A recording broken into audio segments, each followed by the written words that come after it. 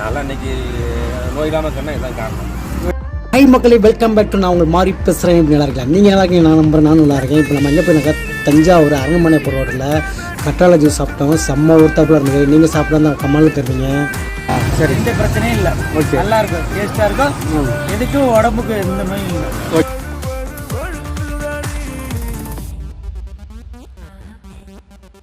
இதே மாதிரி கற்றாழையில் வந்து வெயில் காலத்தில் நீங்கள் சாப்பிட்டீங்கன்னா உடலில் வந்து நீர் சத்து பற்றி போகாது. எல்லா நோய்க்கு மூல காரணம் பார்த்தீங்கன்னா வந்து நீர் சத்து பற்றி போடாதான். ஓகே, அந்த பிரச்சனை தீங்கு. ஓகே.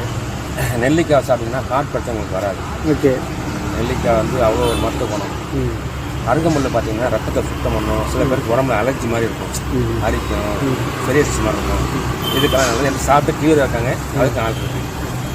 அதே மாதிரி பார்த்தீங்கன்னா கீழே நெல்லி பார்த்தீங்கன்னா மஞ்சள் காமாலை, கல்லீரல் மணி பார்த்தீங்கன்னா ரொம்ப. இந்த வீடியோ பிடிச்சிருந்தா சப்ஸ்கிரைப் பண்ணுங்கள், லைக் பண்ணுங்கள், கமெண்ட் பண்ணுங்கள், பெல் ஐக்கனை ப்ரெஸ் பண்ணுங்கள் நண்பர்களே.